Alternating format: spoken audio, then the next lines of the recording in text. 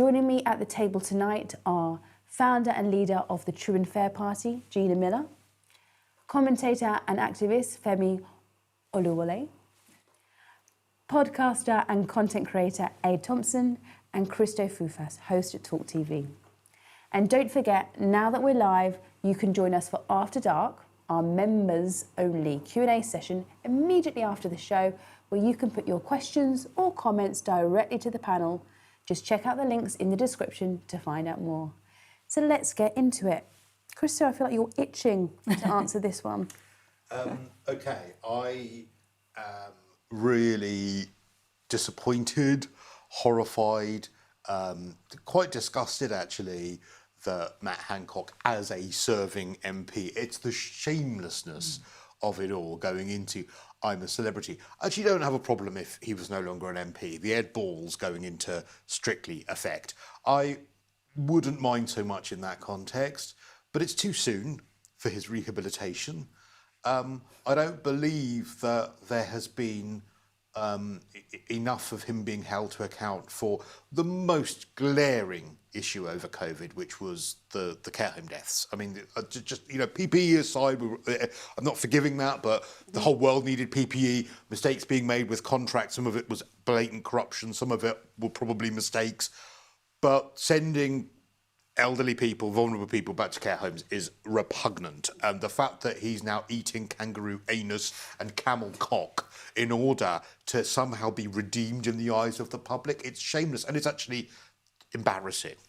On the subject, and the fact that he was asking for forgiveness about, you know, snogging his girlfriend, I just fell in love. Well, I'm sorry, you made the rules. You made the rules. And I wish that there was more being made rather than the harmony of the camp. I wish more of the campmates were questioning him about it. On the subject of the pivoting, I don't think we could be that surprised, really, that that's what politicians do. They answer the question that they want to answer, or they run down the clock. And that's also shameless. The fact that he admits it so gleefully is shameless. The one thing I'd say in the defence of pivoting is, as someone who hosts a live radio and TV show, and sometimes I have paper reviewers on, and sometimes I actually give the advice to pivot in that context, because there's nothing worse than a guest saying, well, you'd find this. Imagine we just said, oh yeah, I've got nothing to say. You want us to answer something. You want us to go up with something. So sometimes pivoting. I never have nothing to say. There was a time in 1998, I think, that we could recall. So in that context, sometimes a pivot is needed just to get something. But from a politician who just doesn't want to answer a tough question, oh, bugger off. Agree. Go and eat another kangaroo. I think we've all been at the stage where we've been watching like an Andrew Marr or now Laura Kuenssberg, and we are just screaming at the telly. Like, what do you think of it as a tactic for politicians, Gina? Gosh, where do you begin? No, we should have pivoting. The whole point of politicians going on to shows is for them to enlighten us about why they're politicians, what their policies are, and what they're doing. And the whole point of them being there is to answer questions. This idea that it's okay to navigate a way out of a direct question is just not on. And I think we have to look at it in a much wider context of our media, the way the media is behaving, the way the politicians behaving, the bullying that happens behind the scenes, the things are sent to politicians will say, for example, Number 10 will say to a show, if you ask X, Y, Z question, you won't be banned, you won't be able to go on the list. So the bullying that goes on behind the scenes that allows pivoting to happen is indefensible and does not serve our democracy. So there's a much more fundamental question than MPs dodging the question. It's, should they be allowed? Should broadcasters be holding them to account? The whole way the third estate, the media works, is not serving us as a democracy. And we've got to get a grip on this. So the media has to behave differently. Their job as journalists is to get to the truth. You know, we're not in a post-truth world, as much as people might say that. Politicians' jobs is to go onto the media and inform us as voters and taxpayers of why they're doing what they're doing and what they're doing. So it's totally unacceptable, and we've got to call it out. And I wish more people, more very experienced journalists would actually call out the politicians more, because they're just letting them get away with too much. So playing devil's advocate here, if you're Laura Kuenssberg, you have got the position of being able to have access to all of these politicians. They will come on your show, that's going to get you viewers, etc. The minute you start becoming very difficult asking the very difficult questions, like, you know, I'm not a big fan of his, but Piers Morgan on Good Morning Britain, he would ask very difficult questions of ministers and MPs when they came on. They stopped coming on. They actually all journalists an should empty do that. chair. So all journalists should abide by a code that every single politician who comes on, they ask them direct questions. If those politicians don't answer, they're not allowed on a show. So at the moment, the power is sitting with the politicians. That's not where the power should be. The power should be with the media and the public, that we get access to politicians. They work for us. Let's just remind everybody about that. And that's where the power shift is incorrect, because they think they have power over the media, they have power over us, and that they decide the rules. Actually, they don't. They are our servants, and we've got to get back to rejigging the power dynamic. Absolutely agree. I couldn't agree more. Femi, are you a fan of the pivot? Yeah, so actually, I remember we had a media professional person talk to us during the campaign years, and the phrase she used was touch and pivot, whereby they'll basically sort of address the question. So you'll ask them like, so what about this scandal that you did? It's like, scandals happen, they're a thing in politics, but what's important is, remember that phrase, what's important is, they use that phrase all the time. And you did it, you did this correctly. Yeah. Whatever this is, you've got to viewers, what's this? Do you do this when you're talking to your friends? You've got to use the politician thumb, and this is what's important is. So unnatural. What Boris used to always say is, I think what the public wants to know Exactly. is, and that He was always his one. knew what the public wanted. That we're getting on with the job, delivering for the British people. Yeah. So they always try and make whatever you've talked about seem not like it's not a big deal, even though standards in politics are important, because if you're willing to do the sorts of things that we've seen them do, like, for example, everything that you were alluding to in terms of the COVID contracts, the fact that, Matt Hancock, he was found to have unlawfully failed to disclose the contracts with the COVID situation, and we know that Transparency International revealed that 99% of the contracts they used were awarded without any competition process to make sure those companies could actually do the job. And that He lost in court, didn't he? Exactly. Thanks to the Good Law Project, who are basically our opposition, I feel like sometimes. Indeed. And there was a special VIP lane for companies that had special ties to the higher-ups in the Tory party. My understanding was 9 out of 10 contracts came via the VIP lane as well. Exactly. And on top of that, they found that the contracts that had those special ties were more likely to be disclosed late in violation of the law. And Matt Hancock was the person sitting at the top of that. He also had the personal ties. For example, he had shares in his sister's company that received £300,000 from his own department. All kinds of stuff. It goes on and on and on. The roll call. Oh, but also, do you know what, one thing I think is one of the biggest things is it was Matt Hancock, my understanding is this, it was Matt Hancock that appointed unlawfully Dido Harding. Dido He Harding. was lost in court with that as well. So he's actually lost in 2 court cases. He's now losing in the court of public opinion. But just again, to introduce something into, I didn't mention, get a chance just to jump in a moment on Matt Hancock. I actually am very disappointed in ITV. I actually don't think that they should have allowed him on this show. Yes, it's good for their ratings, all the rest, but every organisation has a responsibility, has a collective responsibility about how they behave. And I actually think that whilst everyone is upset with him going on the show, I mean, he should be struck off straight away. He shouldn't be an MP. There should be a recall. No question. Let's not even have a discussion about that. But what about ITV's responsibility in actually having a sitting MP who should be giving evidence and preparing for the COVID inquiry? I actually think we have to think about, we can't all sit back and say it's somebody else's problem. Actually, we all have to behave properly in society to ensure that society delivers better standards. So I don't buy that they should have had him on the show either.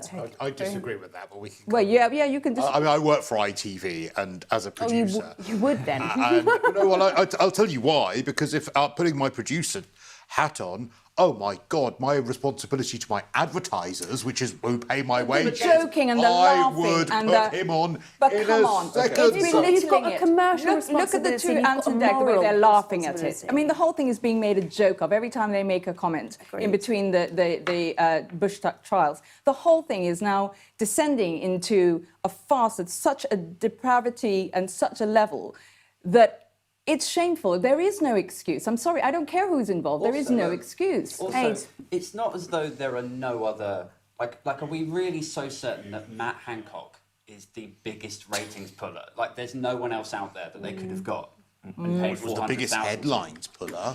Well... I mean, that was front page everywhere. amazing. Sorry, for That's all what's the awful. wrong reasons. Yeah. Because I think as a nation, I'm doing the politician thing, I'm speaking for the nation. But I think there's a large group of us which understand just how awful his behaviour was during the pandemic, just how awful his policies have been. Unlawful, for goodness sake. And again, I need to hammer home the point of it was Matt Hancock that unlawfully appointed Dido Harding that went on to spaff, to use Johnson's word, £37 billion on test, track and trace, which had no discernible impact on the transmission of COVID. This is huge, right? So and yet it's been trivialised by him going into the jungle and actually sanitised. And I don't think he should be. Isn't it interesting that... So if we cast our minds back, say, I think 40, 50 years ago to the Profumo affair. So here's a guy who was banging call girls around London, right? And such was the shame of that scandal that he not just resigned from government, he quit politics, hung his head in shame. There was a lifelong, like, post-career period of atonement where I think he just worked in a nursing home or something. Oh, well. That was how bad a shameful scandal was back then. Now we spool forward to now, and here's a guy who ostensibly has as good as, by proxy, arguably, allegedly, killed 20,000 people. We don't know. And now, like, if Profumo was around now, I reckon he would look at Matt Hancock and be like, fuck, I could have killed people as well. Like, I could have got away with some shit. I could have been on a 1960s reality show. But I think that's what Chris was saying before on the care homes. I mean, I wonder then whether it is actually us, the public, because the one thing ITV also are very sensitive to public outcry and therefore losing viewers. And I understand what you're saying, that what responsibility did ITV have, but asking TV executives who are trying to seduce advertisers to have responsibility on these things, I mean, there's no point in doing that. Had the public been had there been more of an outcry about it from the public, I wonder if they would have dropped it. Hang on a minute. So if it had been found that, for example, it was Chris Pincher or somebody else who had been found guilty, not even an MP, somebody who's been found guilty of being a rapist or being a molester, so are there any lines? Well, there are people in there that have been guilty. Boy George has got a very checkered past, and he finds himself in the jungle. And the host. I mean, you know, drunk and wrote his car off. I think Sue Cleaver from Corrie, she's been done for drink driving. I mean, it's like well, in that case, should any of them be honest? Go on, Femi, I've got a point. You opened up a real can of worms here. Let me argue in two different directions. Let me argue first in favour of how it could have been done, that Matt Hancock goes on that show and it be less of a problem.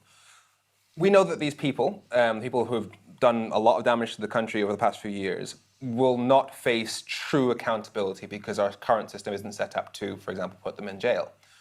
What if this is, an arena like that is the best that we get? And what if, rather than have the people that are in there currently, we had people who, I know this is really dark way to put it, people who weren't able to go see their loved ones when they died, people who lost people, and people who will not just sanitize it, and people who will constantly hold them to account. But this, from what I'm hearing, because I haven't been watching as much as you guys have. I don't watch it. Okay, I've been watching it, and what I would have liked to have seen was, and I was really looking forward to this, because Charlene White, who I really respect, I think is a really brilliant journalist, and she has questioned him a bit, but she sort of let it go. They're letting it go for camp harmony.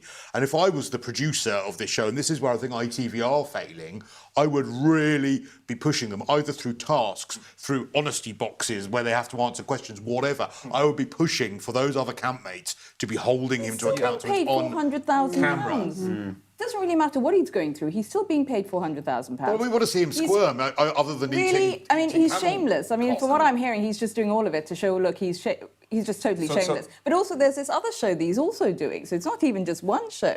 He's actually doing another reality show as well. Yeah, SAS Who Dares Wins, I think he's done that. Is it that this is all in the right... Like, he knows with the inquiry his name's going to be mud.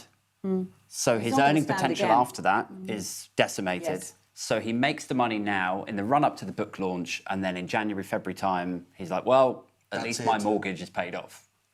Well, I've heard he's going to become a reality TV. This is all a portfolio of events. He's going to now do more and more And genuinely, if he becomes one, that is a shame. shameful episode. And we've in allowed our it to country. happen, which is why I'm not Absolutely. comfortable with this And at also all. that If he rates, TV execs will be looking at it going, yeah, no let's bush book him. tucker trial is enough. So people saying, well, at least you can get to... No, there are not enough ostrich anuses in the world for that man. People died. Yeah. So that's my position. It's not about the challenge he does or what he eats. It's about potentially creating a forum whereby you have people that have genuinely been hurt by what he did, who can actually hold him to account. And if it was a genuine week by week, every single day you just see him grilled by people that have really suffered from his actions, that I could tolerate. But what we're seeing now is too much nicey, camp harmony. Oh, he's just a person. Oh, he's making jokes with the other one that he seems to be in a bromance with. I don't want any. I don't want any of that, because as we said, the preliminary inquiry from the Parliament says that the initial response to COVID was one of the worst public health failures in UK history, causing at least 20,000 extra deaths. And the rationale they've used is that they weren't always following the science. Even Matt Hancock himself said that we were informed by the science, which means that their policy, their ideology came into it. And Stephen Barclay went on TV a few months ago, and he said that the reason they didn't lock down faster was because they thought that the people of the UK wouldn't accept restrictions, and they realised after that they were wrong, which means that their ideology of how the British people love freedom, we're a freedom-loving country, remember Boris Johnson said that? That's the reason he didn't want to do rules. That ideology, that Brexit ideology of freedom comes first, that got thousands of people killed, and Matt Hancock was at the top. And actually, when he was asked on the show about his regrets around the pandemic, he specifically said that he has absolutely no regrets around the pandemic. Is that what he said? Yeah, he said he has regrets over the relationship with old Gina Miller, but not wherever it was. Gino Codolangelo. Can I tell you a funny story about that? But he doesn't have any regrets over how they dare he. handled. That's absolutely shameful. But then we wouldn't hear that if he wasn't on the show. But go on. But no, I was going to say, the morning that it broke, somebody phoned me and woke me up and said, Gina, you're all over the front page having had an affair with Matt Hancock, because somebody on Twitter had actually put my face on her body in that photograph and was circulating it. So my husband, can you imagine, it's the funniest thing he'd ever seen. So that's just a little light burn. But this is, Matt Hancock as an individual seems to be a loathsome individual who has no shame. Okay? Yeah. That's just, we can all agree. We can all agree with that. But let's not mix up the fact that he is a sitting MP, and you alluded to this, Femi, is that from my point of view, there are no checks and balances. Nobody, if they're sitting MP, they should be doing their job. They should not be going on a holiday. They should not be doing secondary jobs. He should not be in there. He should be at his constituency in Parliament. We have so much legislation going through, and he should be preparing for the COVID inquiry. That is it. That is black and white in my book. And I just think that there is no excuse for him being on a programme. There is no excuse being away from his job. If any of us were, I'm sure we would be sacked if we suddenly decided to walk off for 3 weeks. But his job is such an important job. And also, I would add to his roll call that we've got on COVID, is that he was Health Secretary from 2008 to 2012. And what he did, under his watch, the NHS suffered what we are now seeing, the beginning of the end of what we're seeing now in terms of what could be an implosion, with senior consultants leaving 50% next 12 months, senior doctors 44% in next months, the NHS going on strike. A lot of the things we're seeing now as a consequence, you can go back and stepstone all the way back to Matt Hancock and actually Jeremy Hunt, both of them, but Hunt's not our discussion this evening. So he has so much to answer for. How can this be rehabilitated in this way? There just isn't any way that I see that this is possible. And the fact that he is allowed to go on there every night, and he is now, oddly, front page most days now, he is getting the oxygen of publicity that he shouldn't be getting. And that's the other thing about all this I find very, very uncomfortable and distasteful, is that everyone's talking about him. We shouldn't be talking about him. We shouldn't be giving him what he wants, which is to be this celebrity that he thinks he is. Like, it's interesting that so on the episode that we're sort of discussing, the pivoting thing, the whole idea of this is that you ask him a question, he doesn't want to answer that, and so he pivots and then responds to the question that he wishes he was asked, right? And in a way, he's kind of scaling that up, because what we want to see is him sat in the hot seat and saying, Do you feel guilty? Would you like to talk to this woman who lost her mother? How do you feel about the state of the NHS now after your tenure looking after it? We want accountability. He's changing that conversation and rerouting us to a different conversation where half the country are like, fucking hell, look at this guy, he's eating a testicle, like. And everyone's on their app, and it is. Can I make a point about the pivoting, though, which I think, picking up on something you said about the responsibility of the media, I also think that this asks questions about collective responsibility. Absolutely. Because we, and the media's role in how we jump on politicians, because if you are a politician that wants to say, actually, sorry, I don't have that answer, or I'm sorry, that's not something I've been briefed on or I'm equipped to answer, we would savage them, and that would be an honest answer. As has been done with Therese Coffey quite nicely on Sky News with, what's her name, presenter on Sky News? Kay Burley. Kay Burley has done that with Therese Coffey a few times. Well, you knew you were coming on, you knew this question was going to be pertinent, but she's like, it's not my department. It's just but sometimes that would, please don't make me defend Therese Coffey, but sometimes that would then encourage them to want to answer a different question. But also, and I realise why we have collective responsibility, and I've got real mixed feelings about it, because politicians find themselves in a position, increasingly in the last few years, where they've got to go and do the media circuit and defend the absolute indefensible. And the way they get around that is to say exactly what we've just said. And if they, well, yes, maybe they were shagging their secretary, but let's talk about growth. And if they didn't do that, if they were to actually say, well, yes, that was a terrible error of judgment, again, the media would absolutely pounce on them. The government's in disarray, the government's in unity. So does that mean that the media has to lay off a bit? No. But that's the whole point. If they're doing this horrendous stuff and they're still willing to support the party that's doing this horrendous stuff, we should have the explosions of... But we would never credit with honesty. We'd never say this MP came on and how brilliant that they were honest. What we would say as the media would be, well, look, they didn't know what they were doing. We have... You look back. So I've sort of been looking at this through the True and Fair Party, because we were calling for a truth law and, some of the changes in reforms that we want to see, constitutional reforms. So I've been looking at some old footage of MPs and politicians being interviewed in the US and here in the UK. And actually, the format has completely changed. And you got very respected interviewers who would ask pointed questions, and the politicians knew they had to be prepared, especially if they were on their particular brief. I mean, generic not knowing stuff in this excuse, I've been in the job 6 days. Actually, your brief is, as immigrations minister, and you knew you were coming onto the show, you knew you were going to be asked those questions. It has changed, and this is the thing. I wanted to go back just to check that it has changed. So the calibre has dropped. The calibre has dropped. Well, also, isn't there an argument that if you are, let's say you're education secretary and there's a big story about education not getting the right funding, some sort of crisis going on, isn't there an argument then that whoever is the Prime Minister around the cabinet table the night before, they should say, the big story, the big scandal at the moment is education, so that's your remit, so you're doing the breakfast rounds. Yeah, instead of putting out a defence secretary. I think you're giving them more credit. They're not that organised. I really think that if you look at some of the briefings, you've got Downing Street briefing one thing, a minister doing the media rounds and talking about something else. And then I don't think they're that, and the U-turns. 1 p.m. So on to just sticking with the pivoting thing. So, and especially I suppose this is pertinent to you, Gina Miller, with your True and Fair Party. Is pivoting tantamount to lying? Is it obfuscating to the level of lying? Because essentially you are withholding information.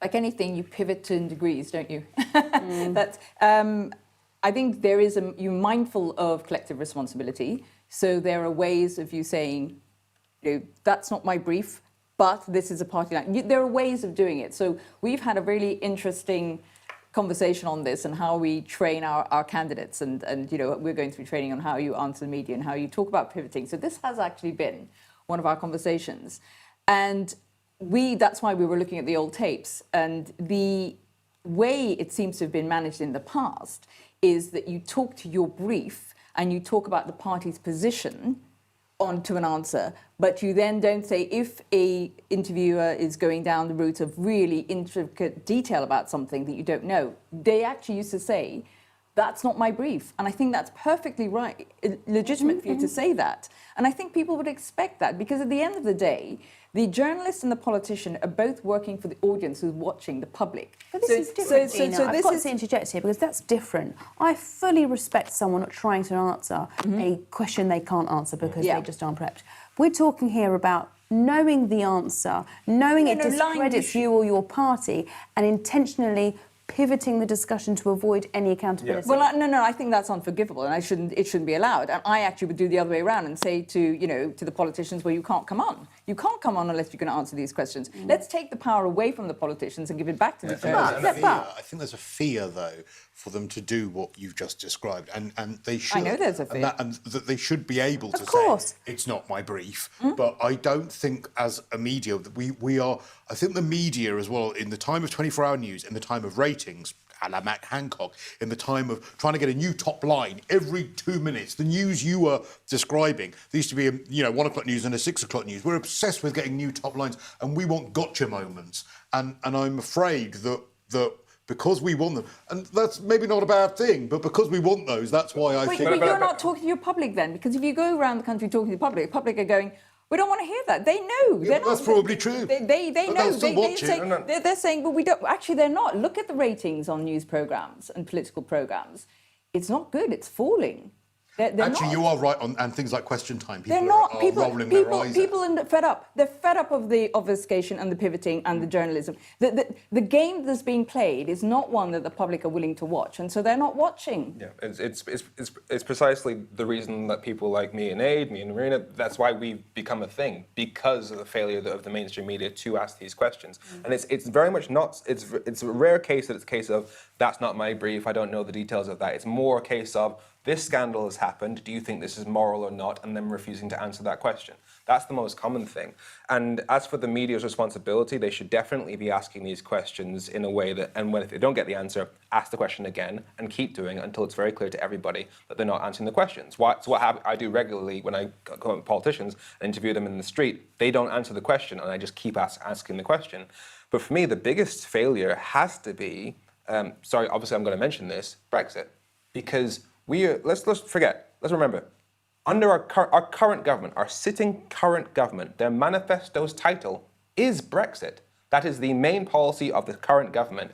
And right now, the main thing they're saying that we need to do in order to fix the economy and protect people during this cost of living crisis is improve growth. And their own experts say that Brexit has cost 4% of our economic productivity. So the answer to the problem is their own title manifesto, and yet how often do you see the journalists ask the questions about them? Credit to Laura Kuenssberg. Yes. She did try on her show at the weekend. She's sitting there interviewing our Chancellor, Jeremy Hunt. She's got a big graph behind us, and the UK is there in glaring red, showing that our recovery posts, we are not doing well. And Jeremy Hunt, he was a Remainer, for goodness sake. It was awful watching him. Yeah, gaslighting, I believe it is. Gaslighting. Complete gaslighting. The entire nation, I think we've got really used to this. He said, and this is another line, this probably comes into that pivoting umbrella, I do not accept. And this is what you hear when a politician is confronted with data, fact. I do not accept. And I think that's something that's coming into what's called this sort of post-truth sort of way of talking about things, and it's not just in the UK. It's been happening, and it's been seeping into our political arena and media now in the US and the UK in particular. And Trump, and it is a line I do not accept, because you can be faced with blatant facts and you then say I don't accept it, and the viewer then says, well, that sows a seed of doubt, and that's the whole reason for doing it. And it's proven that that's a reason for doing it. It's so that the viewer thinking, especially in the UK, because we still have some unconscious biases. A whole different table talk on this, on class and social bias, on people who are better than us, supposedly, who are in positions of power and know better than us. Oh, Gina, I've got a big thing on this. For me, it's anyone with a posh accent. I hate how deferential we are. No. Because I used to be until about 5 years ago. So that's a big thing that they plan. So that's a whole... that's another thing as well. So then people thinking, well, if they don't accept that, is it true? And the minute you sow that seed, then the viewer... Harvey did it on GMB this morning. Exactly that. Did he? Yeah, when he was confronted by Richard Madeley with the Resolution Foundation's analysis that 30 billion of the shortfall was as a result of Liz Truss's budget, he said, and the part of the hardship we're going to be getting this Thursday is as a result of that 30 million. That is exaggerated. I don't accept that figure either. Well, you could say I don't. As a professional investment manager, I'm telling you. Fine, that I don't. figure's Then I exaggerated. don't. Then you don't believe it. It's not that you don't accept it. You don't believe it. The maths are exaggerated. Fine, then it's probably closer to 10. Gina, you're sowing a seed of doubt. No, but that's an answer. It is. The modelling is on an extreme, and it was reported because actually, if you read the report, it's 10 to 30. Mm-hmm. So that's an answer. That's an answer. There's an That's answer. not. I don't accept it. What I do accept it's is not what another he said, answer he doesn't altogether. So it's I don't accept or I don't recognise those figures. It is the same thing. But in the case of Jeremy Hunt, him saying I don't accept that Brexit will make us poorer, you can't say that because we know that you tweeted in 2016 that Brexit would mean our tax revenues would disappear, which means there'll be less money for the NHS and it'll be paid for by the most poorest in society. He said that. So he already publicly has accepted that Brexit makes it poorer. So then everyone's scared of saying it. But Everyone's Brexit scared. the 4% is there, and nobody can really deny that. But then did Laura Kuenssberg follow this up when he said he didn't accept it?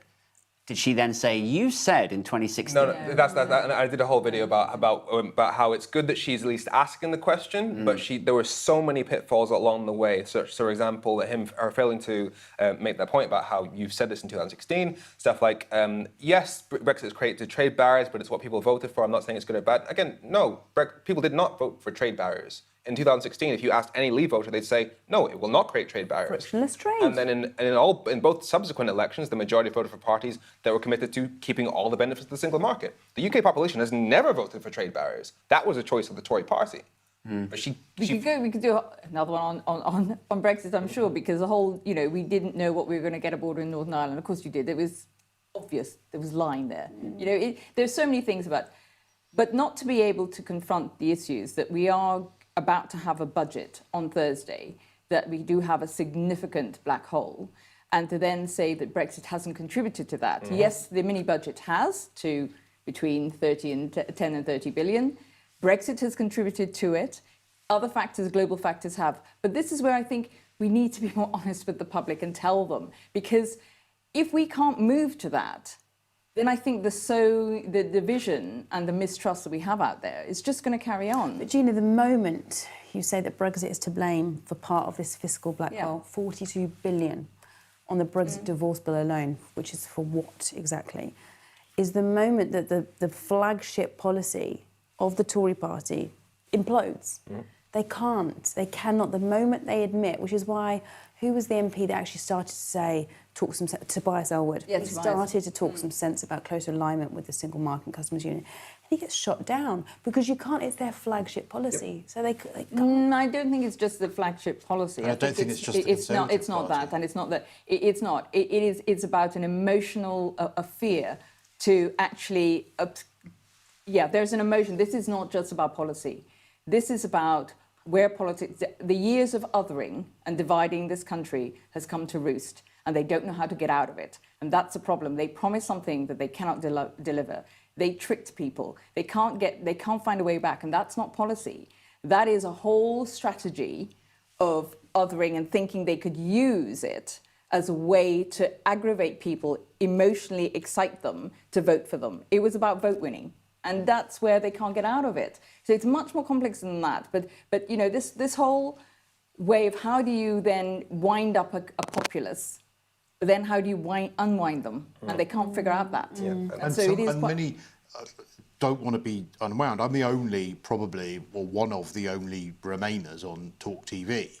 And I love my audience on Talk TV. I'm not just saying it. They're wonderful. But I fail in my journalism quite a lot, I think, because I try and actively avoid the B word. And if I do go near it, I have to say what's going on, but I have to do it in a way to say, look, I'm not, as Laura Kuenssberg did, look, I'm not saying whether this is right or wrong. I'm just trying to express what's going on, because the vitriol that you get. I don't need to tell you two this. I don't need to tell any of you this. But what I'm saying is because, and look, people who, decent people, good people, still feel so, some have changed their minds without a doubt, but some feel so emotionally tied to that vote to leave. It's the footballification, as James O'Brien calls it. It's become a passion, it's become their team. And they just don't want to hear it. They just don't want to hear it. We saw it in the midterms in the US. It doesn't matter how much facts you give to people. You show to people,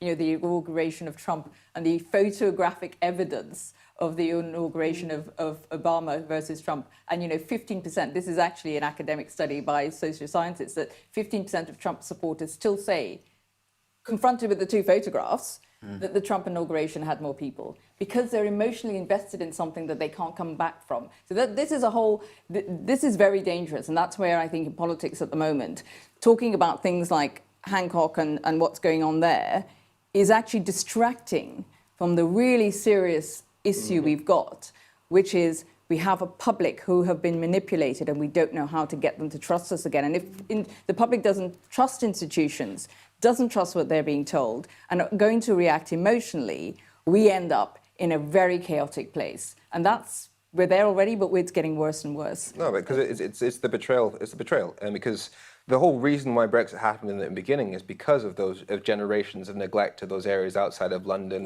the North, Wales, etc. And people who had voted Labour their entire lives, hated the Tories because of Thatcher, deindustrialisation of the North, etc. And they saw the Tories and Brexit as their final chance to really change the system. And immigration. Let's not forget immigration, right or wrong. Immigration would have been a factor, but it was a tool used to aggravate that factor, because it was a tool of saying the system isn't working for you, and the reason why it's not working for you is because the money's going to migrants, etc. But the core thing was the lack of care and the lack of support to those areas that have been left behind. And the people who were behind that, for the idea that they got into power knowing it would make them poorer, that's such a betrayal that once that switch flips and they realize, no, Boris Johnson, all these people, they held themselves out as our last hope and they actually tried to hurt us. And that's the thing, because occasionally I'll talk to people and they'll be like, Femi, you need to be more nice. Some people, they got into politics to help people. No, none of the Tories did. Every single Tory stood in that election, every single one of them stood on a promise of doing Brexit. After, in 2018, the government analysis showed that no matter what they negotiated, any version of Brexit would make people poor, which means that they got into power specifically to make the people of the UK poor, and now here we are. But a lot of people that now, and you must get these as well, will tweet about this and will say, I don't care. I don't care. It's not about, some people say it's about the economy. It's not about the economy. Yeah, exactly. It's about sovereignty. Sovereignty, and I go, I defended you on that one, but apparently that didn't count. But the thing is that you can't, my position on this is not really our conversation this evening, but it's, if we carry on talking about this over and over again, we never actually move on, because it has happened. Mm-hmm. You can't go back and undo it. You can't undo the harm and the hurt and the pain and the economic downturn and the fact that we're now, bottom of the G7 table and we're the last country in Europe to actually be rebounding from COVID. You can't turn any of that back. Mm-hmm. What you have to start with is the truth, which is, this is where we are now. Mm-hmm. We have to go back and have grown-up conversations with our closest neighbours. Environmental reasons, we can't just send things, buy things from trade deals around the globe, which actually environmentally, I never understand why in trade deals we never talk about the environment and what the environmental audit of a trade deal is. But I mean, it's important we do that. But you have to go and talk about honest grown-up conversations about immigration, about free movement, about the fact that we can't set up, the environment does not have borders. Net zero, us doing net zero in the UK.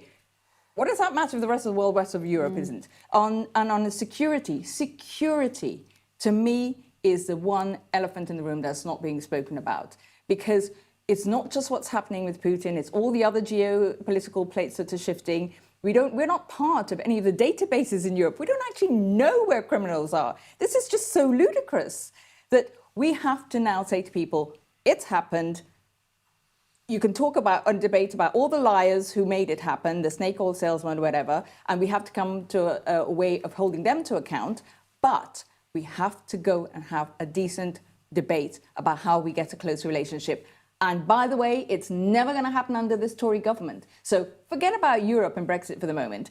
Let's concentrate on getting them out, because who knows what's possible after that. There's only one battle, and that's getting this Tory government out of power. Agreed. And you know what's interesting? The same people that are furious about the migrants coming over in their boats because we don't know anything about them and they could be criminals, don't seem to mind the fact that we've opted out of these. We're on no databases. We don't know who anybody is. No idea, and yet let's focus our efforts on the 30,000, 40,000 migrants that come over per year. Anyway, back to the question dodging, pivoting. Dare I say, or dare I ask, is this a Tory-only practice? No. I don't think so, no. No. No, like, I cast my mind back to old interviews of, like, Blair and... Yeah, like, and like, there is a... I guess with Matt Hancock, it's interesting that he's lifting the curtain on it to some extent. He's openly admitting that this is a practice that goes on, that he's grown highly adept at. And I think he said in a video shortly before he went into the jungle, he was like, I'm going to let people see the real me. And now we're like, oh, that's you. And... You know, I don't know, it's interesting that he's openly admitting it, but I don't think it started with him or with the Tories. I think this is a skill that politicians, probably going back 20 years, maybe 30 years, have developed. Started in the 80s, when you look back at using the big marketing gurus. That's when it started. But I think the real rot set in. And it's not just because, you know, of my beloved Thatcher that is getting a bad press from the 80s being mentioned. Get a room, Christo. But I think that, for me, the real rot set in with Blair in Iraq. That was when we were properly gaslit. That was when the public was properly told black was white. It's when I started calling out the weaknesses in our system and the fact that we don't have any checks and balances on MPs and prerogative powers. It was my first really big march. So for me... You know, when people go, it's just one or the other. I don't really care who's in power. I just want them all to be accountable. And I was really appalled at how the way pivoting was used, secondary legislation started to be used. There's a lot of things that were not right. So that's when I was awoken, if you like, to the weaknesses in the system. But yes, he was very good at doing it. It's appalling. And also, like, you know, I'm not a Labourite. I'm just anyone that will get the Tories out right. Basically. Outright. You've just outed yourself. But what I can't believe is actually how broken politics is, and I know this is something your party is focusing on, are these truth laws. Because actually, cat food producers are held to a higher standard of truth-telling when it comes to things like advertising than our politicians. Hence why we've got things like... There's no rules. There are no rules. There's no rules. And also there's no consequence. So, for example, you know, if you look at Vote Leave, look at the 350 million, like they were fined Vote Leave actually. I think it was so insignificant. I think it was like 40,000 or something like from the Electoral Commission, who have now had their teeth removed by the government. And you think, well, that's a very small price to pay for the power, for basically achieving Brexit and everything else that comes with it. And actually, should there be, like, how do we, everyone, media, us, stop this dodging, stop this lying? Is there even a solution to this?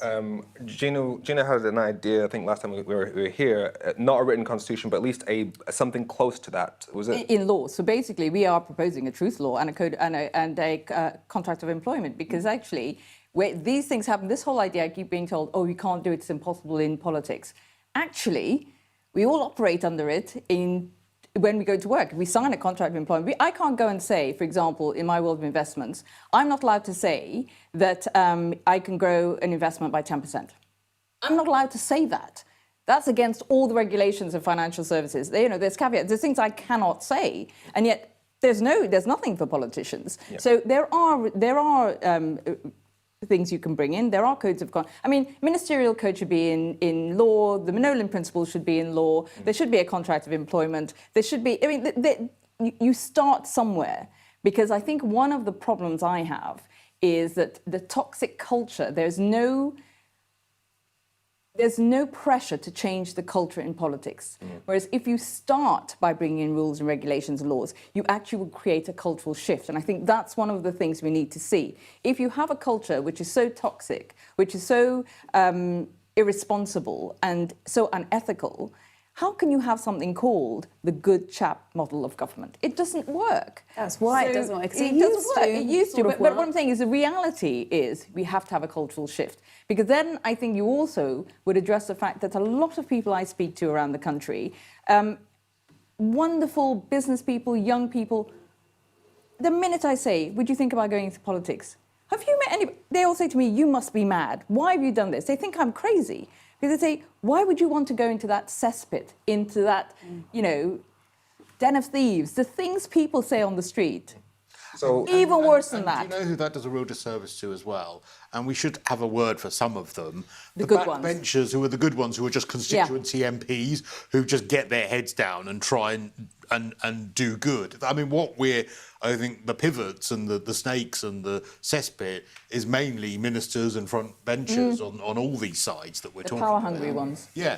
So we'll do anything for it and say anything They'll do for anything. it. So if I were to write a written constitution or a truth law, this would be the absolute bare minimum. If I say something which a reasonable person in my position should know to be not true, and as a result of that, there is a major damage to the economy, say £100 billion or 4% of GDP, or serious damage to the NHS to the point that people lose lives. I don't know, like damaging the funding to the NHS, causing a 96% drop in EU nursing applications, such that we have fewer nurses during a pandemic where our main weakness is a lack of NHS staff.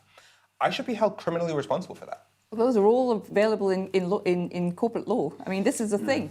Corporate law is not difficult to transpose over. But why is it when you're found unlawful? If you're Matt Hancock, you're found unlawful, go unlawful. Yes. And what, just for our viewers, what's the difference between unlawful and illegal?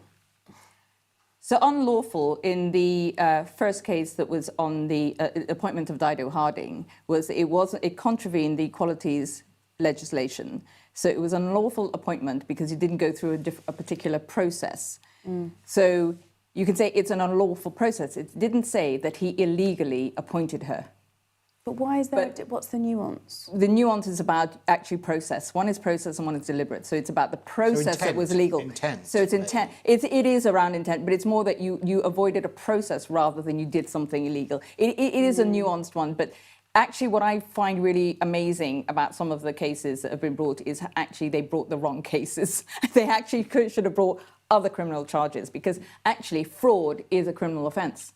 And there should have been some fraud cases that were brought, and I was surprised why they weren't brought. Jolly on Morn, are you watching? This is the wrong. There might be wrong case. There might be reasons for doing it, and I mean there are.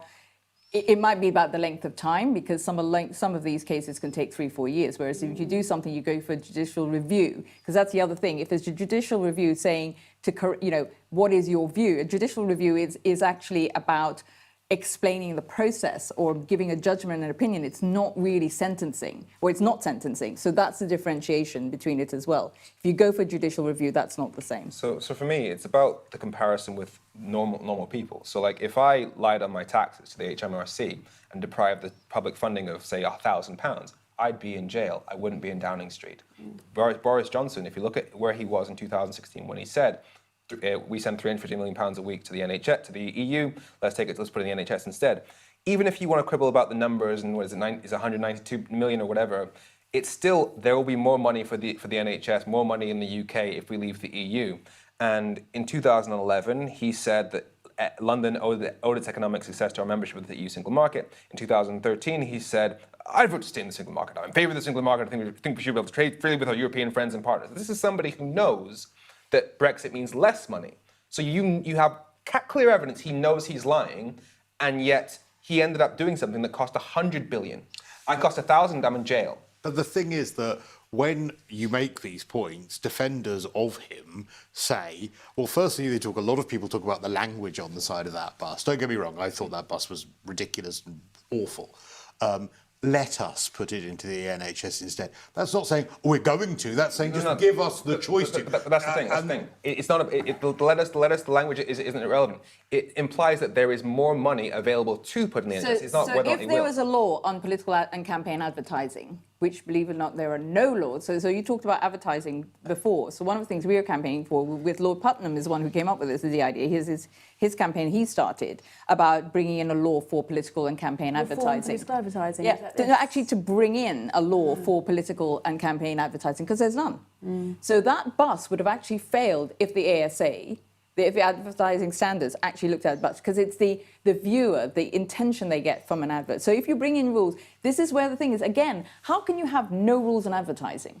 I mean, when you think about it from the way we have to live the rest of our lives, this whole sphere of politics apparently sits over there, and it operates by completely different rules. But it's actually the most important things, because we have a broken country because we have broken politics. So when does it? Because on the Brexit thing with Boris Johnson, clearly a Remainer, clearly always was a Remainer, clearly knew that he was a Remainer, and everyone who knew anything knew he was. But he would just say, well, he changed his mind. So when does a mind change become a lie? And would we not get into the depths of that? People saying, well, no, I don't. The point is now you could literally put on your manifesto that everyone will see a free golden retriever, and if you don't deliver it, it doesn't matter. Well, we didn't know at the time. We didn't know at the time. Now we realise that golden retrievers weren't available. So when a CEO writes a forward statement of a report and accounts, or on stocks, whatever's listing on the stock market, whatever it is, if they put on there that the shares and the worth of the company is X, but they know very well it's not. You can't do it. They're already legislated. That's what I'm saying. In other fields, there are things we can transpose. It's not impossible. On the thing of changing their mind, we know for a fact that these people have not changed their minds, because why would they? If they believed in 2016 that Brexit would make us poorer, what exactly could they possibly have seen between now and then to make them change their minds? Their governments, every civil service analysis since then has all said one direction. There's no reason why they would have changed their minds. So a court, if they had to decide what we think his honest opinion was, they would side against him. And on that note, I'm going to have to wrap up. There is so pivot. I'm going to pivot. It's what the public wants. It's what the public wants. So thank you. Thank you all. Thank you. That's all we have time for. I always feel like we've only just scratched the surface. But thank you so much for joining us. And I hope you found this conversation enlightening. I certainly did. If you did, please let us know in the comments below or on Twitter. And if you want to support Byline TV, you can do so by becoming a member at byline.tv/join. And if you do, you'll be able to join us for After Dark in around 5 minutes when we turn the lights down, crack open the wine, I believe it's already open, and take your questions, whatever they may be. Just check out the links in the description below for more, and we'll see you then. And if not, we'll see you next week. Good night.